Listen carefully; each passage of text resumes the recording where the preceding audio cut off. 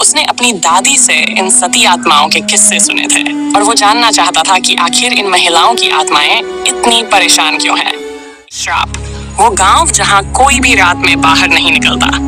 रात का सन्नाटा जब सघनता से घना हो जाता है तो गांव के हर दरवाजे पर सांकलें खड़का देती हैं। ये कहानी है उस गांव की जहां हर सती की आत्मा जिंदा लोगों के जीवन से दुखी होकर अब भी ये दुख और बदला लेने की ताक में भटकती है।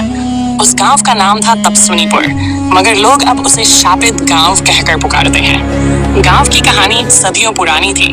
कहते हैं एक समय में इस गांव के पुरुषों ने अपने अहंकार, क्रोध और तथाकथित मान मर्यादा के नाम पर कई निर्दोष औरतों को जबरन सती कर दिया।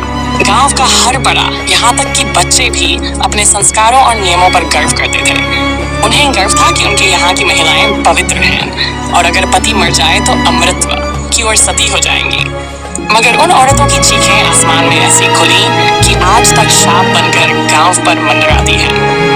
गांव के सबसे बुजुर्ग पंडित जी कहते थे, ये सब देवी सती का श्राप है। गांव में किसी भी स्त्री को उसके जीवन पर हक नहीं दिया गया। हम सबने इस परंपरा को निभाया और अब ये आत्माएं हमें चैन से जीने नहीं देंगी।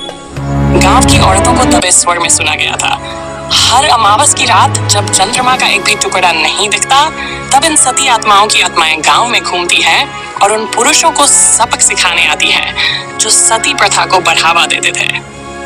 हर कोई इस शाप से बचने का तरीका ढूंढ रहा था। तभी एक दिन गांव के एक युवा ने कुछ करने की ठानी।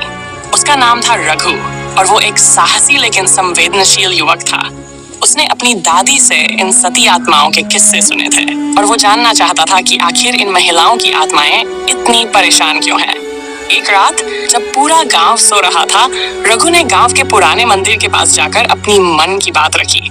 वो बोला, माओ, बहनों, अगर हमने तुमसे अन्याय किया है तो बताओ हम कैसे तुम्हारे श्राप से मुक्त हो सकते हैं। रघु की पुकार सुनते ही वातावरण एकदम शांत हो गया। एक मटमैली रोशनी में सती आत्माओं की छायाएं प्रकट हुई। उन सभी के चेहरे पर गुस्सा था, लेकिन आंखों में दर्द भी छलकता था। उनमें से एक ने रघु से कहा, हमें हमारे जीवन का अधिकार नहीं मिला और ये गांव हमें हमारी जिंदगी जीने का हक कभी नहीं देगा। रघु ने कांपते हुए पूछा, तो फिर क्या चाहिए तुम्हें?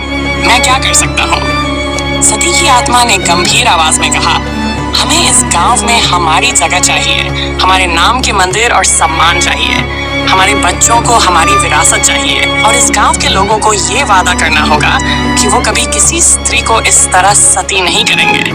हमें बस ये इंसाफ चाहिए। रघु ने उनकी बात मानी और गांव के लोगों के सामने उनका संदेश रखा। गांव वालों ने पहले इस बात का विरोध किया, मगर धीरे धीरे रघु की बातों और सती आत्माओं की मांगों को समझने लगे।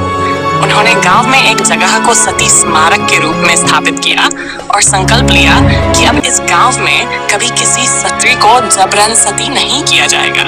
सती आत्माओं का शाप भी धीरे धीरे गांव से हट गया।